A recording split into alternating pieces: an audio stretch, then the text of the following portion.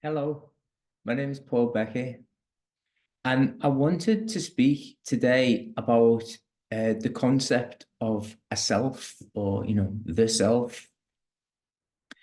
It's something that was on the day that I realized. I found it so funny that I've been so heavily invested in this story, and the story was the story of Paul. And of course, I was the hero of the story, and everything was happening to me, and I was responsible for what was going on, and this plot line and that plot line, and everything was so intertwining, and it seemed so multi-layered and so solid and so utterly believable until it didn't. And that seems like a really strange thing to say, and I know it does. And if you're familiar with non-dual teachings, you'll have heard things like this, but actually experientially feeling it of, oh, I was just playing along. I just was aware of this kind of story going on, and I'd built up this character, and I just joined in. And it all seemed so kind of superficial, so kind of surface level. Like it's a really hard thing to try and describe, but it was kind of like, here I am holding myself in this shape, this body, and there you are holding yourself in that shape, that body. And I've assigned this story to myself, and you assign that story to yourself. And then it's, how are these stories going to intertwine? How do these plot lines fit together? And how does it fit to the greater plot line of what's going on around us? And it just all seemed like make believe. It seemed like pretend. And it's took a bit of unraveling, to be honest, from seeing it that day and being like, wow, like I've been playing along with this kind of play, with this kind of this storyline, this like movie.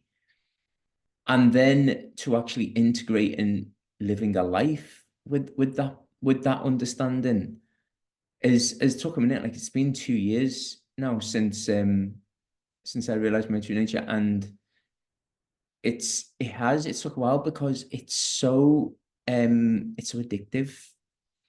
It's not only addictive, but it's kind of like a distraction. This movie that I find myself in is so distracting. I want to jump in and invest in this part and that part, and maybe not so much in this part. And then I want to think, well, what does this mean for the idea of a me? How does Paul react to this? And what does Paul think about that? And does Paul like this? And does Paul not like that? And that kind of dictated my behaviors. It dictated how I felt about situations. It dictated like my emotional state in places, because, oh, this is not what Paul likes, and this is what, but you know what I mean? So actually letting go of this really firm hold in the belief in the being and me. Um, it took a little bit of time, but also it came with such freedom, with such a sense of peace. There was no longer a personal position for me to defend. There was no longer a personal like investment in, I need to be the one that achieves this, or I need to be the one that does this, or what are you saying about me, and how do I take this personally, and how does this make me feel? Without that investment in the sense of a personal I, God, life just became a lot easier. It became playful, even though it was always just a play. But I didn't feel like I needed to be on the defense. I didn't feel like I needed to be on the offense when something wasn't going my way. It just really freed things up. So I understand that when I speak to people online when they get in touch through these videos, and this is one of the things that, like, I think blows people's minds a little bit, or you can be aware, because all non-dual teachings are telling you this, and you can be book smart in it. You can be conceptually aware, but actually the idea of experiencing that, it seems a bit mind blowing. And I can totally understand why, because it's against everything that we've been taught to think. It's against all the programming. It's against the game, the worldwide, the global game of the planet Earth is all set in you be a you, I'll be a me, and we will interact like that. And there'll be all these other plot lines going on around us that we get involved in. And you know, it's just like this big melodrama. So there's been times uh, in these 2 years where, because I've kind of not invested in the storylines going on around me, because I've not invested in the idea of Paul and what does Paul need to achieve and what's Paul's next steps and things like that, there's been an idea of, oh, well, what's the point? Is it a bit boring? That's come up to me a couple of times. And then I've had to really have a bit of self-inquiry about, like, okay, so what is boredom? I'm like, okay, so boredom is something that makes me feel like there's a wasted potential. Like, oh, I'm here, I'm not doing anything. I should be doing something. So, like, who's the I that should be doing something? Do you know what I mean? And then what is there to be done? And now that doesn't mean that I just sit in the house all day doing nothing. Of course it doesn't. I'm still here. I'm still here. And while I still appear to be in this incarnation, I'm going to get involved. But it means that my investment in those things is completely different. It becomes a sense of play, a sense of fun, rather than something that's really serious, or something that, like, I can get anxious about, or something that I can feel fearful over. It comes with, like, a kind of curiousness of, oh, well, this all appears to be going on, and I appear to be here, so I'm getting involved. But there's just not this real kind of personal investment. And I imagine if you're listening to this and you're deeply into personal mode, that can maybe seem like a bit of an affront. That can maybe seem potentially a bit scary, a bit like, how can I not be a me when everything has really dragged me down the path of, you need to be a me. If you're not a me, you're a nobody. You're a nothing. You're a no one. And in my experience, it's completely the opposite. But like all fear, you need to kind of go through to the side of it to realize that it wasn't real. To realize that the things that it said might have happened didn't happen. Do you know what I mean? So with me, it brought joy. With me, it brought peace, it brought a sense of freedom, it brought a satisfaction that I didn't have before, like a sense of fullness, of wholeness that I didn't get before, while I was busy playing the part. I'm busy believing in everybody else's part. I'm busy getting carried away with all the various plot lines. It just brought a sense of being, a sense of solid being that wasn't subject to change. That no matter what was going on externally, or no matter what you thought of me, or no matter what, even if I planned for this to happen and something different happened, it didn't change what I am. Whereas before, I felt like I was constantly flick-flack changing and having to adapt and having to evolve and having to transform. And I was always on a journey, and there was always a sense of becoming. But then on the other side, I was like, wow, what did I believe I was becoming? Where did I think I was going? What more did I think that I needed other than what I am? So it was funny. It was funny in a way.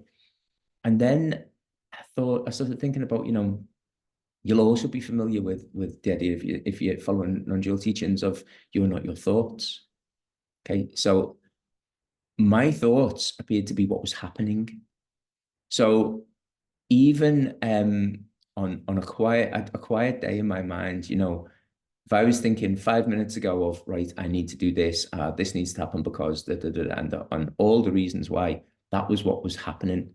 I was thinking, so therefore there was something going on.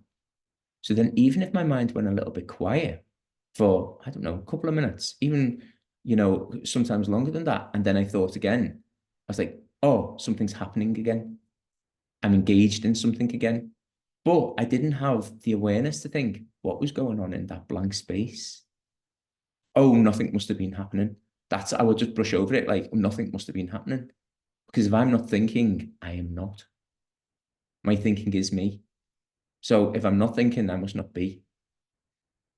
But really, I was actually having a lot of time out of thought, but I was just being, I was getting on with things. I knew what was to be done.